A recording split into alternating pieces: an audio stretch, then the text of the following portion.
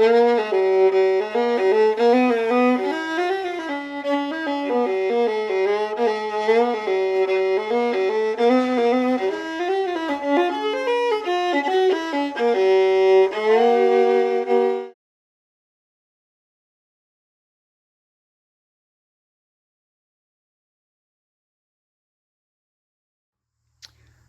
folks, welcome back to part 4 of the upcycled mower blade knife. And on this episode, I'm going to be making a sheath for this nice chopper. So what I'm going to upcycle here is commercial tie-down web straps. Now this one, all of these I picked up on the side of the road as I travel around the countryside. This one, of course, you can see is rated for, what, 5,400 pounds. It's a little bit flimsy on this one. So, you know, if you take your time and find a bunch of them, you can pick out a color you like. I think I'm going to go with red one today. This one's a little bit stiffer of a weave. And these are high tensile strength polyester fiber that is super strong. Whoops, bumped the camera there. So anyway,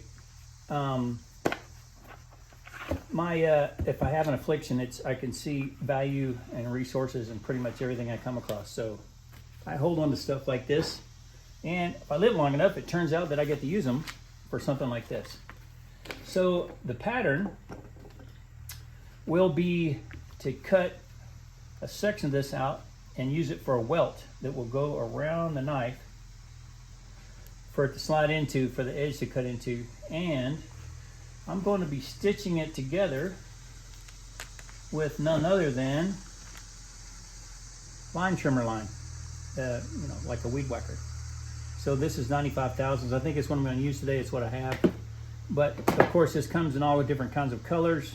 Since this is a red webbing, I'm going to go ahead and use this bright red fluorescent. So let's figure out layout. Since this webbing does have print on it, do I want to use any of it? I could advertise for the great old US of A, put it on the outside. None of these letterings match my initials, so I think on the outside I'm just going to go with the flat or the soft red. So I'm going to cut this first for the outside sheath. And this stuff is really tough. Let me get me a big whacker here and see if I can just, yeah, that works.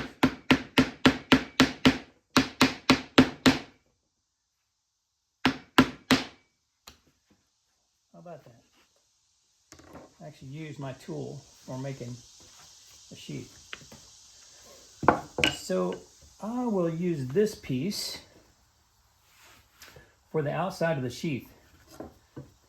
Now I am left-handed, so I am going to craft it for my left hand.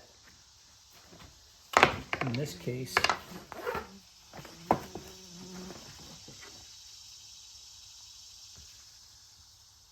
it's mounted on my left hip, and I want to do this dual carry.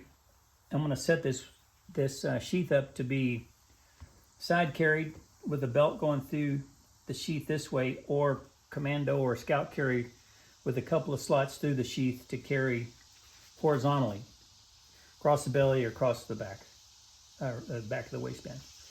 So for here, I'm going to be doing a fold over. And what I can do to help this out is I can heat that a little bit to get a good crisp fold. It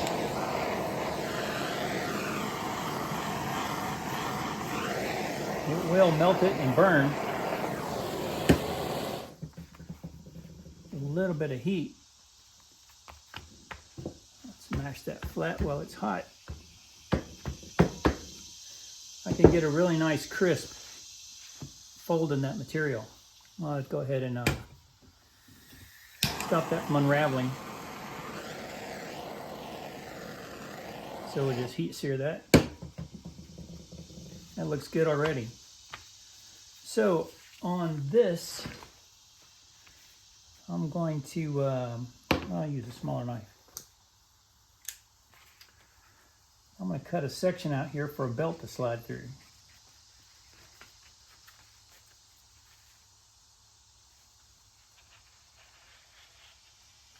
So just cut me a generous window.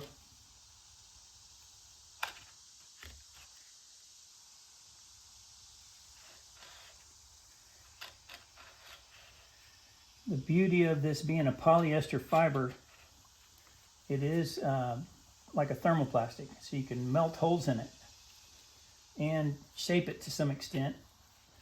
Of course, when the weave is cut, it wants to unravel, but that's just very easy to fix with a little flame and melt over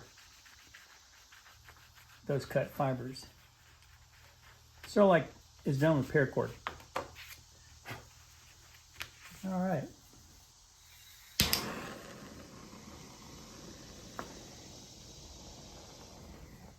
It does not smell good. So there, I can run a belt through there. Again, this is going to be the, well, this is actually going to be the back side now, the way I've got this. How am I going to do this? Now this will be the front side. So here, as high as I want the sheath for the blade, say right here. Now instead of just cutting that off and leaving a thin edge, I'm going to give myself about 1 inch extra here. I'll cut it off here and fold it over. So this is going to be the fold. And I'll fold it to the outside since it's going to be the outside left. So again,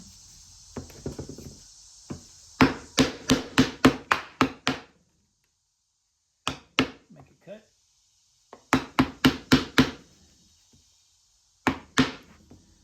It's easy to do before things get all fuzzy. Go ahead and seal that edge and keep it from unraveling.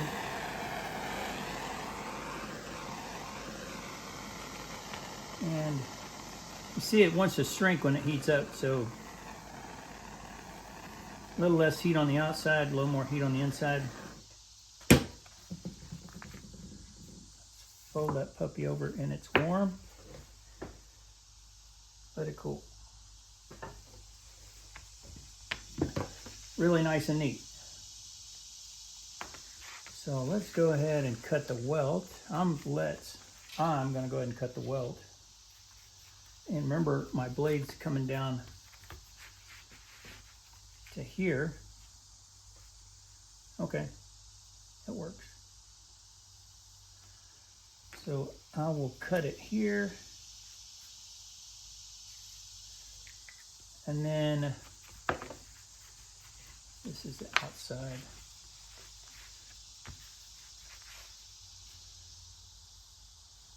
And then I'm going to give myself a workable outline of the blade.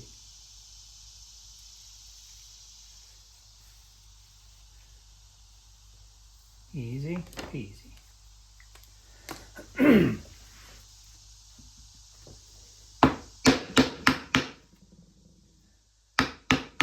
Tried scissors and a pocket knife, and this using a mallet with a sharp edge or a chisel just works really clean. So now I just got to cut this out.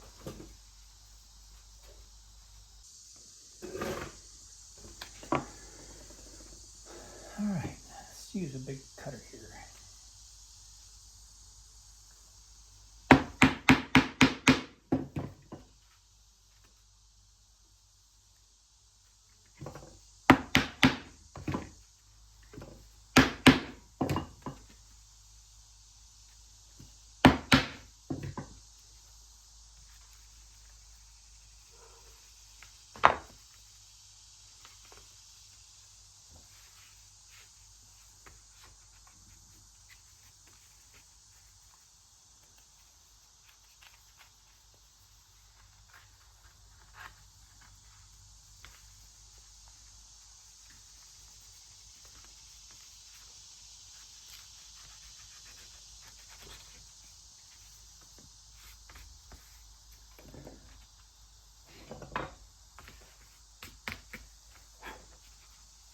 Now when I treat these edges with a torch, this stuff will shrink, so heat it up too much and the whole piece will shrink up.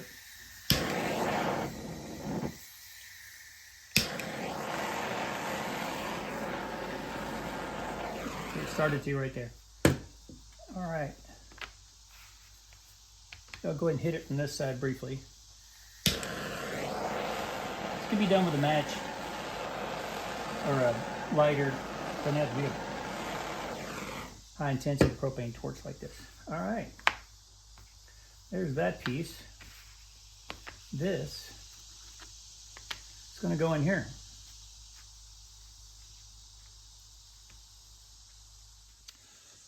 Okay, so what's going on here is this is going to be on the outside of the sheath. I'm left-handed. So this is the outer layer. This is the welt. And then the back piece is going to go from here up to about here. Now I want my belt or the holding web or whatever to go through this thing comfortably above the balance point. So right here's the approximate balance point on the knife. Balance line. So I'd like that sheath, or sorry, the belt loop to be comfortably above that. And if this tang, the handle's sticking out, it's going to be an easy grab to get it out of the sheath. So, next piece of webbing is going to be the length of the welt here. Because remember, I'm going to leave this gap rolled around the side so I can do a horizontal carry web through there. Turn the whole assembly over. So this piece is going to go onto here.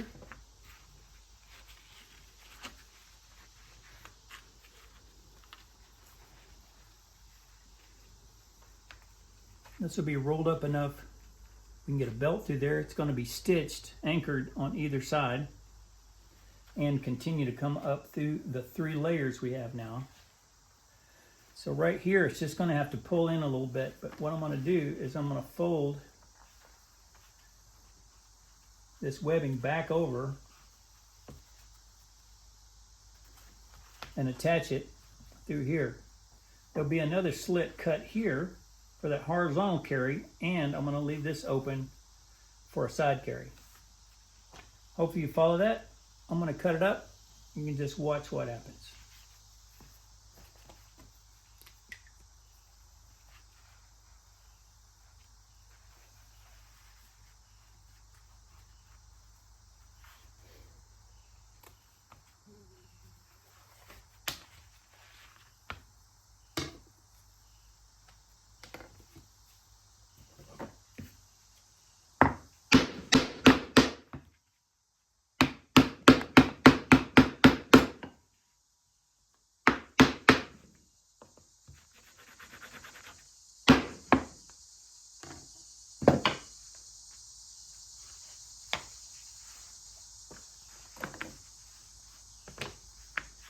I think I got the right piece.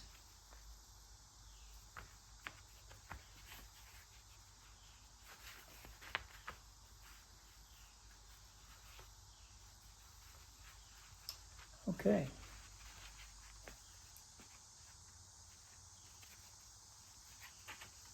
Should be rolled up high enough there. Go ahead and put some marks where things are going to go.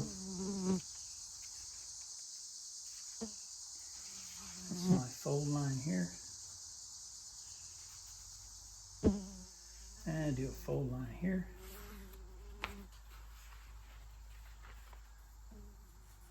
I'm going to heat this up and get a nice little crisper fold right there.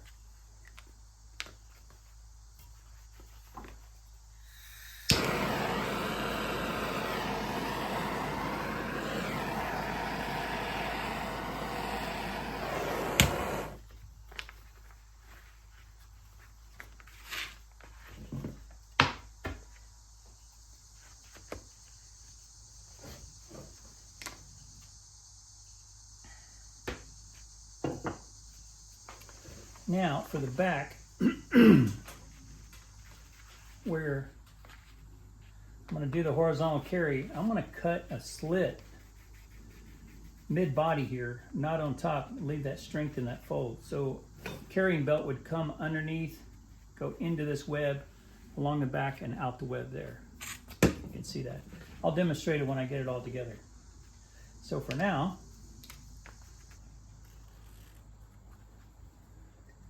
that's an approximate. A nice piece of pine just for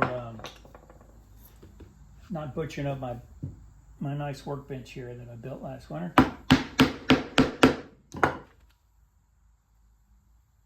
It's been wonderfully rewarding to have slowed down enough to build this thing.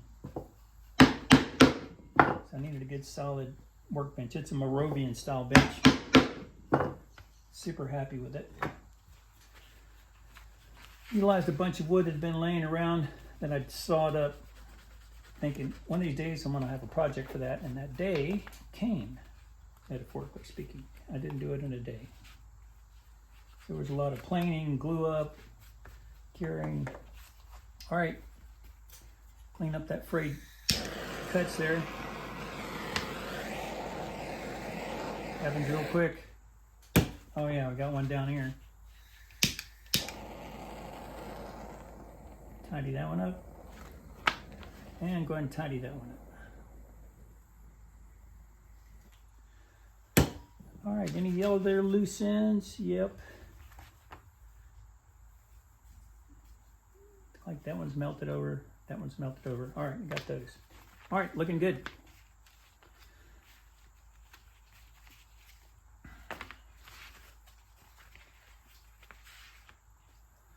So this is how it's going to roll. Remember, I'm going to pull that up a little bit so that gap is accessible, not tucked around the end. If you make, or you had that experience, you'll figure it out on the next one. So when this is all put together, this gives me a really friendly user lead in to get the blade in there. And this is a soft cover. So it's going to be a lot stiffer once it's stitched up. So what I want to do right now is I'm going to be doing a lot of hole melting with a nail and stitching, and I don't want this stuff moving. So what I'm going to do now is get my layout friendly like I want it. Edges lined up. And this is, sacrificial welt. That's what it's there for, is that blade to cut into, and it's soft and won't damage the blade. And it also can't get to the stitching, to cut the stitching loose. Same technique that's used on leather sheaths. So I'm going to mark where this welt is going to go. And I'm actually going to glue it so it doesn't move on me. So I'm going to go back to that PVC liner or pan liner glue for this glue down. I think numerous different glues would work. Not wood glue. I don't know that wood glue would stick to this synthetic material.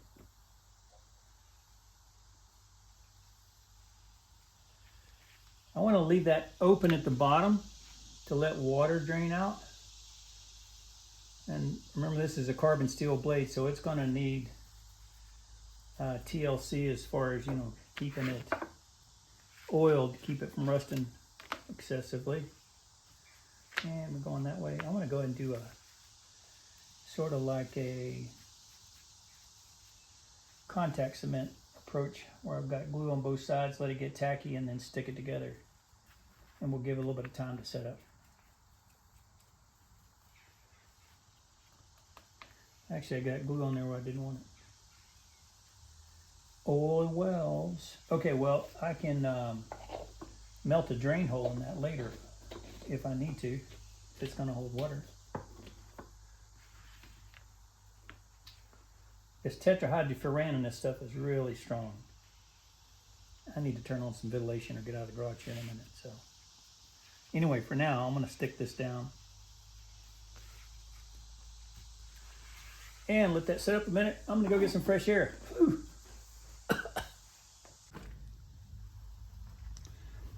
Okay, I'm just curious to see how much webbing I'm using for this sheath.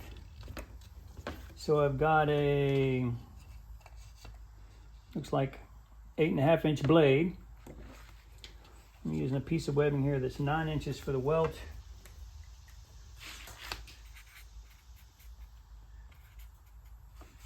And the back, 3 pieces. So the back I've got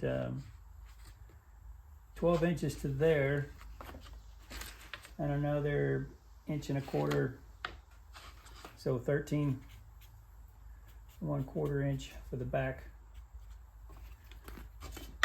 Actually, it's the front. And now for the back, 16 inches. So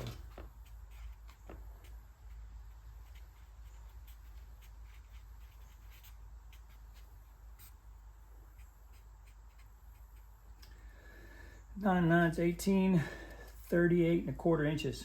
So for a knife this big, a 40-inch piece of this commercial web strap, which is 4 inches wide, by the way, I didn't mention that earlier, is what I'm using here if you need to spec materials. Okay, so this isn't super bonded. If it doesn't shift, I'm good.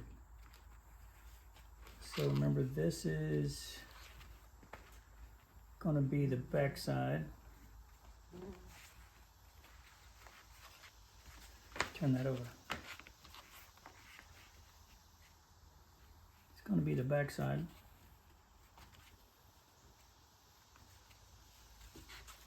And basically, all I need to do is use a saddle stitch, and I'm going to come here with about 5/8 inch stitch holes.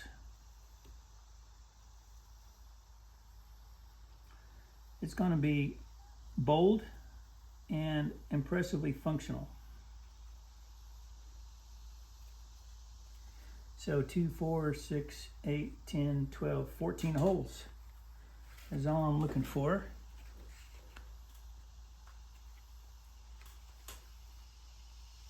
And basically, the project will be finished. I may put a button of some type on it with a piece of shock cord through the handle so that I have restrained blade retention instead of just friction. But I'll get to that here in a little bit. Right now, this is just the layout. Now, how much do I need? You always need more than I imagine. So 1, 2, 3. I'm going to do 4 times the length and see what I've got left over here lengthwise of my stitching run. That'll give me an idea next time how much to cut. So I'm going to be melting holes in here with just a nail, an upcycled nail. And these holes are going to be tight, so I'm going to taper the tips on this weed whacker line to be able to feed them through those holes in opposite directions. If you're not familiar with the saddle stitch, it's sort of like a running stitch, where running stitch goes in through one side of the material, up to the next hole, back out this side, down to the next hole, down. So it's a running stitch, duplicated. So that piece of line, that's a string that's hanging on this side, it's going to go in the next hole opposite. You'll see how it works out. So I need to get a couple of holes in this thing.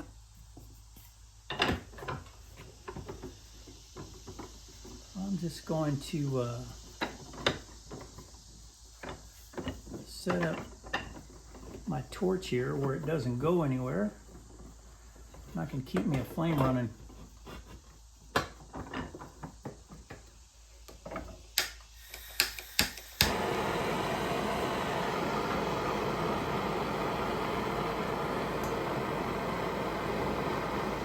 To get this nice and red, heat-wise, we're going to bring that over a little bit on that run for that horizontal carry. It's supposed to be nice to have a forge and several nails or hot pieces of iron in that fire at all times so I could go faster, but you know, part of the adventure of this is figuring out what you can do with what you have. And this is what I have. That's starting to get red.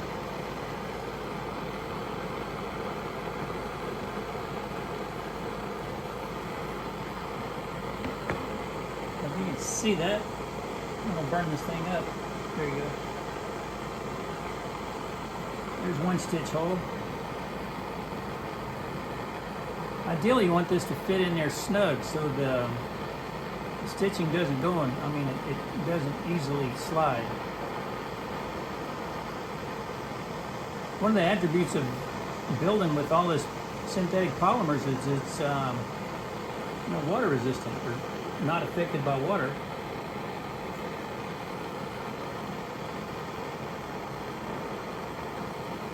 So I'm going to do several of these and get some stitching going, and then not bore you with the repetitive wash and repeat.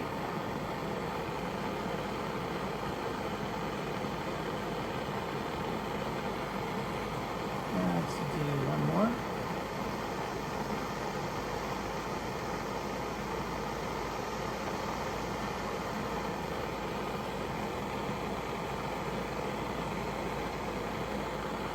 Like that. So there are my suture holes. And this is, like I said, I started out with 4 times the length of the stitch, and we'll see how this, I'll see how this comes out at the end. So as I'm building this project to show you guys, I'm also continually gathering little data points. So I'm going to match the ends up. Keep that midpoint right there. One line goes through just fine.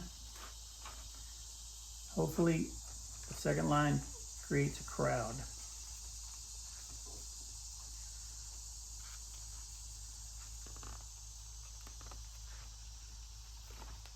Exactly what I wanted.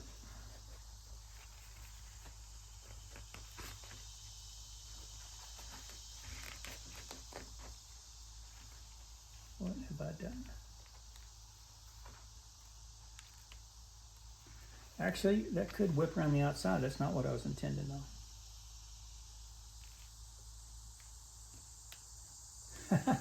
I reversed them. So yeah, I just meant to go in and out from the same side. However, if you wanted to create a whip on the outside edge, just a maker's delight. So those are snug, like I wanted them to be. And see how we're doing on length? Yeah, I'm way off. It would have been good to have marked that midpoint. Once I get this first stitch set, they're not going to move, so I can just keep going. Come on.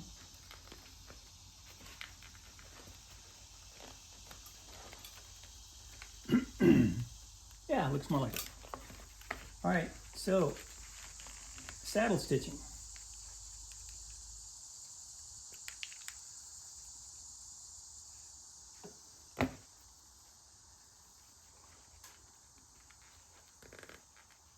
This weed whacker line is tough enough. I don't need a needle to get it going. I pulled out my opposite side. Could be helpful to have pliers to grab that little tip. All right. There's holes 1, 2, and 3.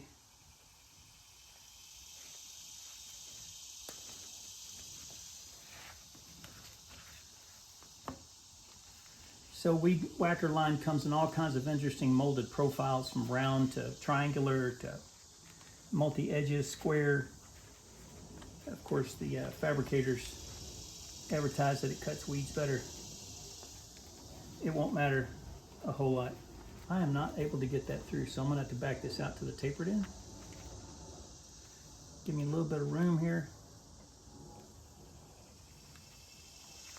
Come on. My tip got rolled over. I may need to recut that. Or I may need to open that hole up a little bit from the back side where it's being rolled up. But the take-home is getting a good clean, a good snug fit is what I'm after. That looks much better. If you can see that hole through there. All right, try that again.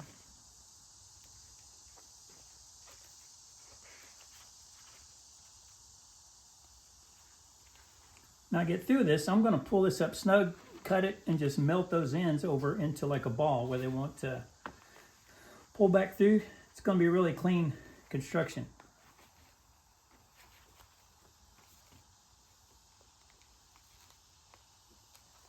Well, I'm having to fight this thing.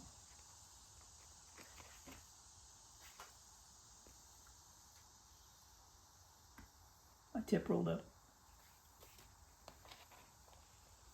Okay, the need may be to have plenty of tie-down string to retrim those tips from time to time. I know doing this with leather is handy to do if the ends are glued and let them dry into a hard tip. It's like sewing with buckskin. Bone. Here we go. I'm hoping here we go.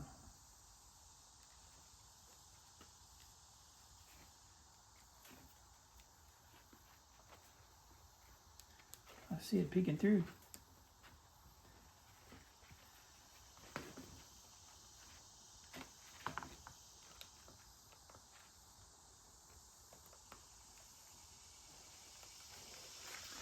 All right, time for needleless or some such device.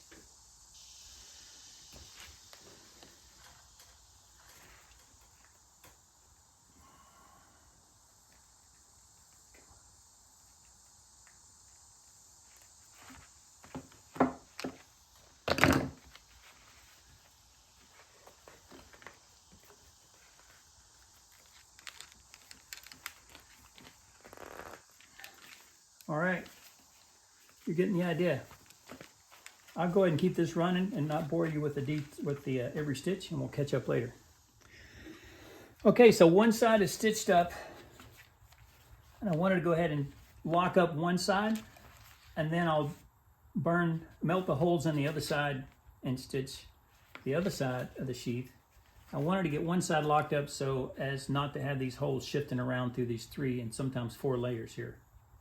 So now that I've got to the end of this run, and it seems that 4 times my saddle stitch length for my thread or my sewing material came out well, and I'm going to see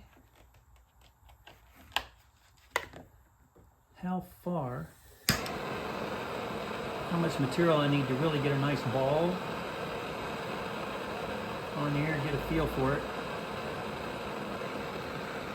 Okay, well,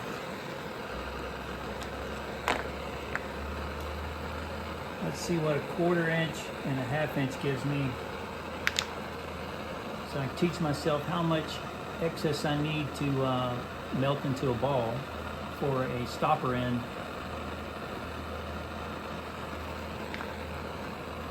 1/4 inch is looking like it's going to be, oops, not that. Should be about adequate.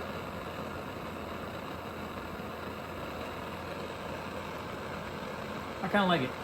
All right, I'm gonna go 3/8 just so give myself a little more wiggle room, or a little more button there. Let's see if I can just melt this thing back in place with a high energy torch, or if I need to get something hot like an iron and then take it to it.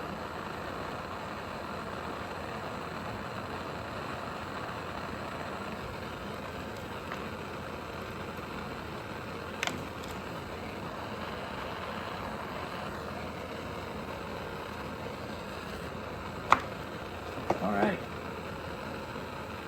I'm feeling good about that. Shouldn't be any pull out with that one.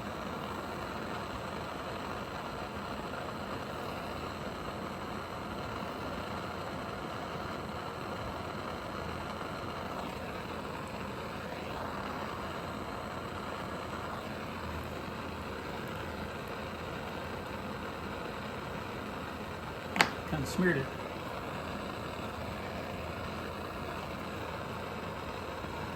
All right, looking good.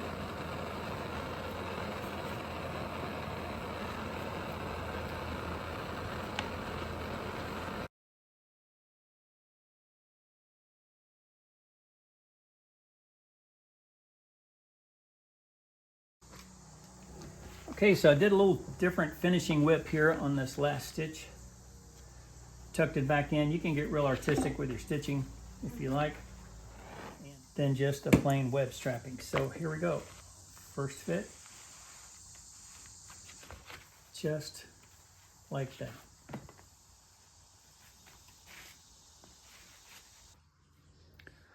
Okay, so there is the issue of this thing not being retained in the sheath. And I'm going to fix that with a piece of 1/8 inch shot cord. I'm gonna make a button out of this piece of scrap pipe.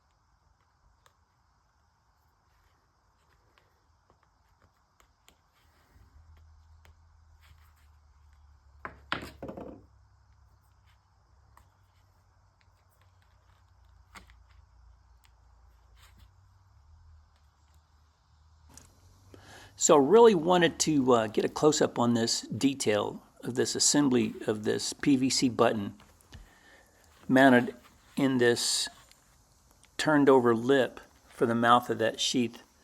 And the reason being is I've drilled these holes purposely small, so I had to cut a tapered tip in the line trimmer line to get them started through there, and I'm having to grab them with needle nose pliers and pry roll that line trimmer line up through those really tight holes.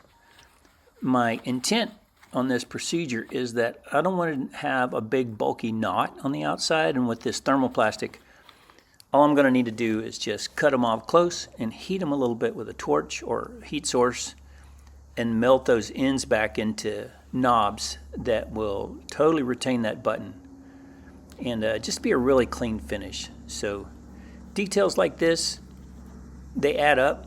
It just makes the whole assembly really user-friendly and clean, streamlined. So anyway, just some ideas out there for this if you want to do this project or just use a technique on some other task. It's way cool.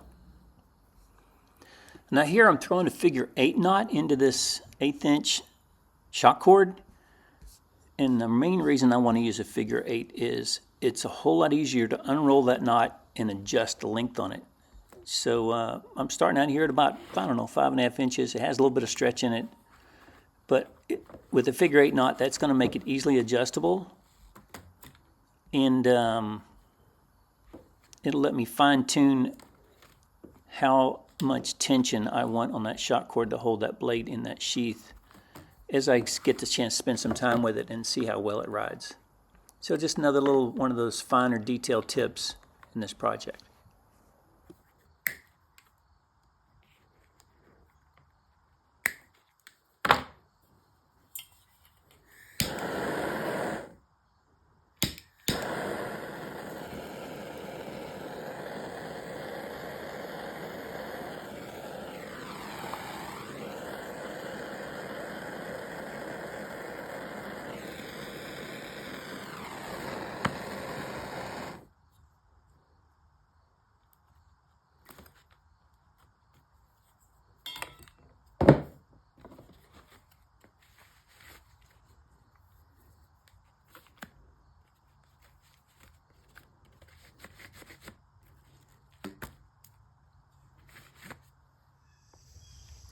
Well, thanks folks for staying with me this long to get to this 4-part series on this Bushcraft knife and web strap sheath. Here's a demonstration of the side carry technique. There's that 1/8 inch shock cord slipped over that button. It works really good. And a quick demonstration of a horizontal carry on the small of the back. Now the width, 4-inch width of this web strapping makes it relatively safe and easy to put that blade back in that sheath while wearing it. So there's a quick demonstration of that, and with that, thank you so much. Now let's go do some bushcrafting with our new tool, shall we? All right, thanks for watching folks. Take care, appreciate you.